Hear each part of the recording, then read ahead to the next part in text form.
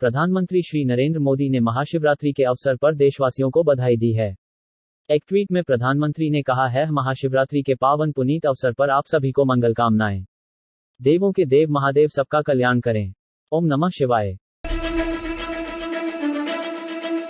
UP में platform और चलती ट्रेन के बीच गैप में फंसे पुरुष को रेलवे सुरक्षा बल आरपीएफ की 22 वर्षीय महिला कांस्टेबल ने बचाया। अलीगढ़ के एक रेलवे स्टेशन पर चलती ट्रेन और प्लेटफॉर्म के बीच में शख्स फंस गया था और वह अपना सामान बाहर की तरफ खींचने की कोशिश कर रहा था। यात्री के घुटनों में मामूली चोटें आईं, लेकिन वह सुरक्षित है। कुशीनगर के तमकुहीराज विधानसभा में चुनावी रैली के लिए पहुंची कांग्रेस की प्रदेश प्रभारी प्रियंका गांधी अचानक बाइक से सेवरी नगर घूमने लगी। रोड जाम के चलते प्रियंका गांधी प्रदेश अध्यक्ष अजय कुमार लल्लू के पीछे बाइक पर बैठ गईं। प्रियंका गांधी ने करीब 20 मिनट तक सेवरी नगर का दौरा किया और फिर अजय कुमार लल्लू के घर जाकर उनके माता पिता से मुलाकात की। भारतीय रिजर्व बैंक आरबीआई का रेट सेटिंग पैनल रूस यूक्रेन संघर्ष के मद्देनजर भू राजनीतिक रिस्क के बावजूद अपने उदार रुख को जारी रखेगा और ब्याज दरों को स्थिर बनाए रखेगा। अर्थशास्त्रियों के कहना है कि आरबीआई के इस साल के अंत में ही मौद्रिक नीति को कड़ा करना शुरू करने की उम्मीद है, और फरवरी की शुरुआत में हुई मौद्रिक नीति समिति एमपीसी की पिछली बैठक के बाद से भू राजनीतिक स्थिति में बदलाव हुआ है, लेकिन आरबीआई दरों में कोई तत्काल परिवर्तन नहीं करेगा। पिछले हफ्ते यूक्रेन पर रूस के हमले ने वैश्विक और घरेलू बाजारों में उथल पुथल ला दिया और ब्रेंट क्रूड $100 प्रति बैरल तक पहुंच गया, जिससे मुद्रास्फीति की आशंका बढ़ गई है।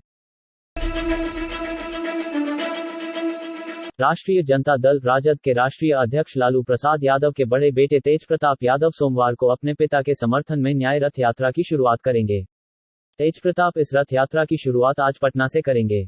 अगले कुछ दिनों तक यह न्याय रथ पूरे राज्य में घूमेगा और जनता को यह बताने की कोशिश करेगा कि कैसे उनके पिता को चारा घोटाला मामले में फंसाया गया है। तेजप्रताप ने आरोप लगाया है कि बीजेपी ने चारा घोटाला मामले में उनके पिता को फंसाया है। अब वे पिता को जेल से बाहर निकालने के लिए न्याय रथ यात्रा की शुरुआत कर रहे हैं। तेजप्रताप का कहना है कि लालू ने हमेशा ही केंद्र और राज्य सरकार की गलत नीतियों का विरोध किया है। यही वजह है कि उन्हें चारा घोटाला मामले में फंसाया गया है। रूस यूक्रेन की जंग के बीच कल यानी 1 मार्च को एलपीजी सिलेंडर के नए रेट जारी की गईं। 6 अक्टूबर 2021 के बाद से घरेलू एलपीजी सिलेंडर न तो सस्ता हुआ है और न ही महंगा। अलबत्ता इस दौरान कच्चे तेल की कीमतें $102 प्रति बैरल के पार चली गई हैं। हालांकि इस दौरान कमर्शियल सिलेंडर की कीमतों में अच्छा खासा बदलाव देखने को मिला।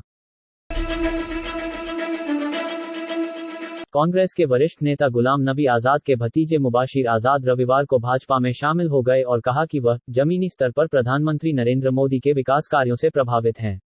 गुलाम नबी आजाद के सबसे छोटे भाई लियाकत अली के बेटे मुबाशिर आजाद ने यह भी कहा कि उनके चाचा का कांग्रेस नेतृत्व द्वारा अपमान किया गया था, जिससे उन्हें दुख हुआ और उन्होंने भव्य पुरानी पार्टी के साथ संबंध तोड़ लिया।